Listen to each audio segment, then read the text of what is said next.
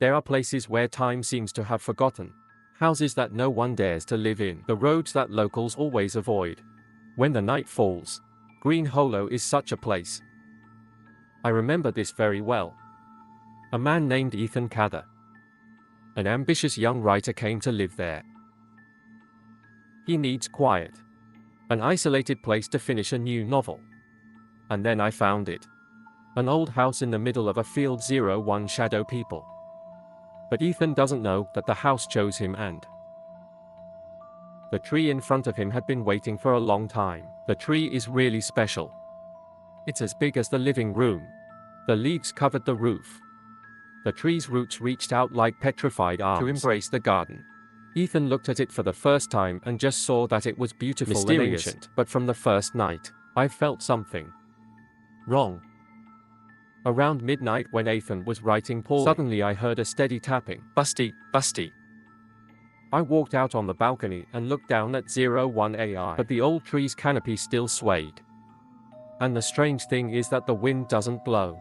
The next night, I heard a whisper as if he is standing close to his ears, a deep voice echoing Vividor toilet. Ethan wakes up. The room lights went out and died. I thought I was blurry. The next morning on the computer screen, the book I wrote last night is gone.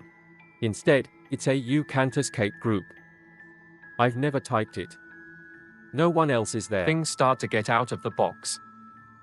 Then from that day, wake up every morning, I saw a strange object appear in the house. An old marble, a hairpin, a tattered piece of studio paper. And then, small muddy footprints printed on the floor led to the old tree of Easton begins to dream. The bizarre dreams over and over again. I see myself as a child in a circle. 10 other children. They all bowed their heads to the tree. And from the tree came a horrible voice. I woke up with my nose covered in dirt. Dirty clothes, as if slipping through a grave. And on the translucent mirror, the shadow of a crying child. Ethan decided to find out the history of the house. And then at the town library, I found a sealed file. Green Hollow 1943. That day a big fire destroyed the entire camp. 12 missing children. No one found you.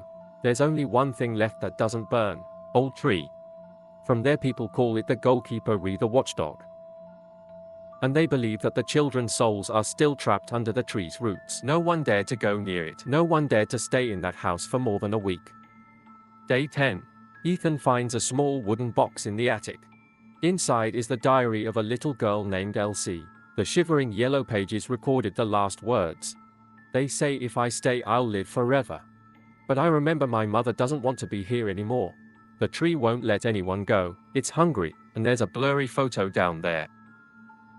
A group of children standing around a tree. In the back is a woman in a black dress, faces scratched. That night the scratching sound echoed again. Then the old swing broke in two. Ethan runs out and finds that the rock well behind the house has been opened. Cold wind blowing up. From the well is child laughter. You go back to the room. On the wall with nails or something hard engraved the words. Ethan tried to leave. I packed everything. But when I walked to the door, it couldn't be opened. Flashing light off. Ignition properties. The trees in the garden trembled violently as in anger. In despair, Ethan kneeling before the tree. I burst into tears. I'm sorry, I'm going. I don't know. Please forgive me. The tree suddenly stopped shaking. The wind shuts the silent space to the horror. Then the main door slowly opened. Ethan never turned his head. I left Green Hollow the next morning. But the house is not empty. People still say that every night at exactly 3 a.m. the lights are back on in the second floor room.